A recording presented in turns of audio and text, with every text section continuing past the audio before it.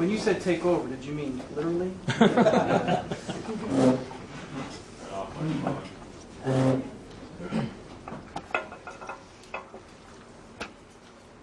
All right, well, let me just tell you guys a little bit about me and what caused me to run for the U.S. Senate.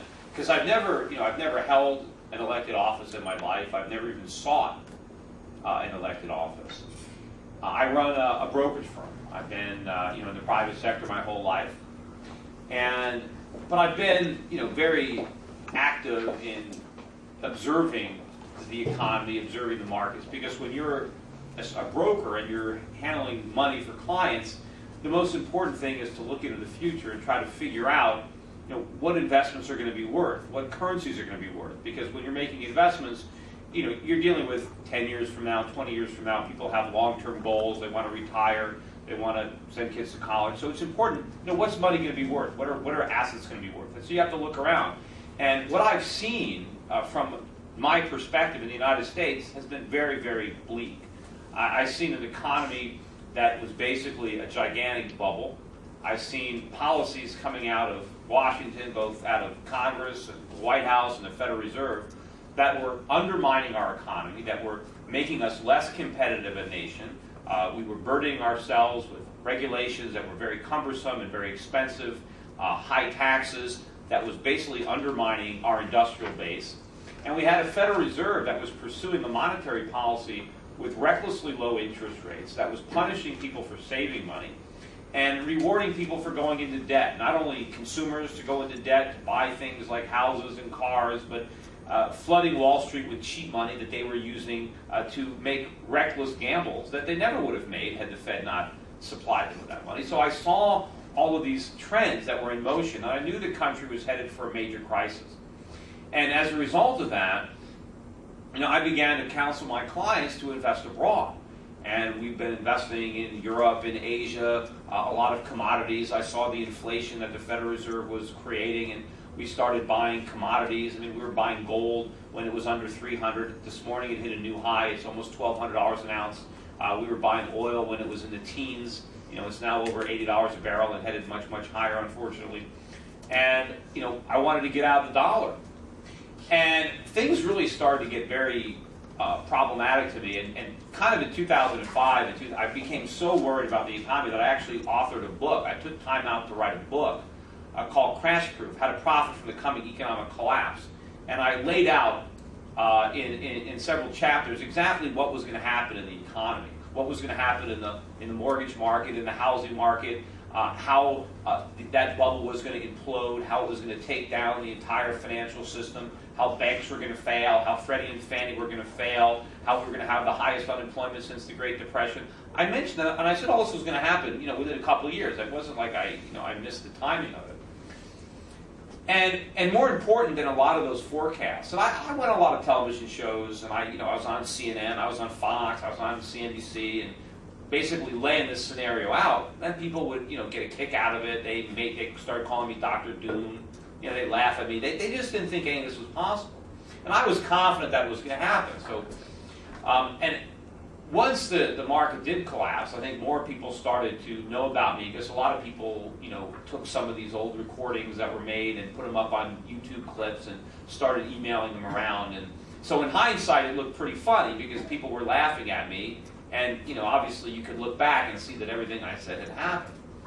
But one of the predictions that I made when I wrote the book was what the government was going to do in the aftermath of this crisis that I saw coming.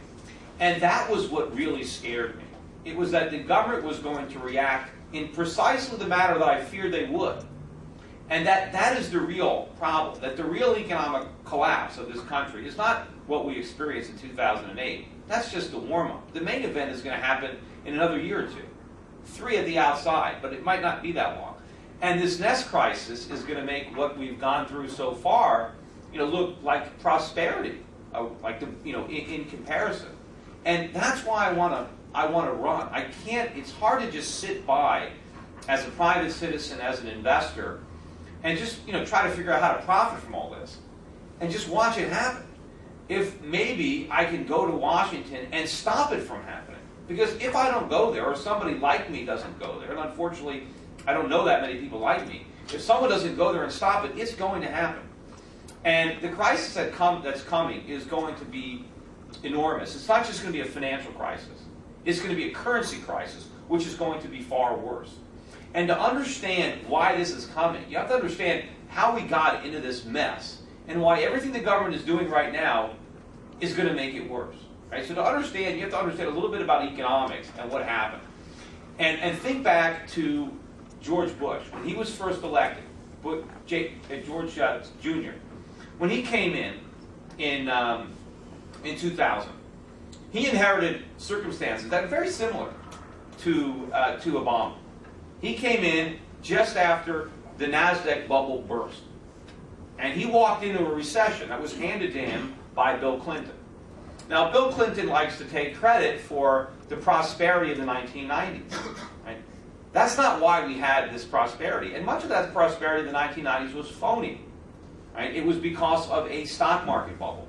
The stock market bubble was created by the Fed. The Fed kept interest rates much too low during the 1990s. And it did it for a number of reasons. Every time there was a problem in the world, Greenspan was there to cut interest rates and create money, create inflation. Whether it was problems in Russia, problems in Southeast Asia, problems because of fears about Y2K, collapse of long-term capital management on Wall Street. Every time there was a problem, the Fed came to the rescue with some monetary stimulus. But all that cheap money went into the stock market. And so during that phony prosperity in the 1990s, we made a lot of mistakes. Right? A lot of investments were made that shouldn't have been made. A lot of companies were formed, dot-com companies. They didn't make any profits. They had no business existing. But they got money anyway because it was cheap. And they employed people. It did a lot of things. And that bubble eventually burst in 2000. And when it burst, we had a recession. And George Bush's inclination as a politician trying to get reelected was, oh no, we can't have this recession. So what can we do?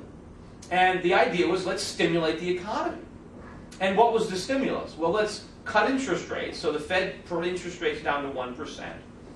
And they said, let's cut taxes and increase government spending. And that's pure Keynesianism. It's prime the pump, deficit spending. The government is going to stimulate the economy. Now all this is nonsense. Keynesianism doesn't work. But they did it anyway. And as a result of that stimulus, we got a housing bubble. Americans took all that cheap money and did crazy things with it. Right? Remember when George Bush made his speech, late in his presidency, in his second term, to try to figure out what went wrong, he said that Wall Street got drunk. And because Wall Street was drunk, they did all these stupid things. Well, yeah, they were drunk. Right? There's no question that they were drunk. But the question is why? How did they get drunk? And it wasn't just Wall Street. It was the whole country that was drunk. But it wasn't an accident. They were drunk because they got the alcohol. What Bush didn't say is, where'd they get it? How come they were drunk? Well, they were drunk because Alan Greenspan was the bartender. He was feeding them all the alcohol in the form of cheap money. Interest rates were much too low, and that's what enabled reckless speculation. And yeah, when people are drunk, they do stupid things. But if they didn't get drunk, if the Fed didn't liquor them up, then they wouldn't do stupid things. Well, we did stupid things in the 1990s. I mean, maybe some people in this room bought some of these crazy dot-com stocks that went to zero. Why did people buy why did people buy stocks that had no earnings, that paid no dividends? I mean, it didn't make any sense, but they were under the influence of the cheap money and the bubble. But when the bubble burst, there's a recession.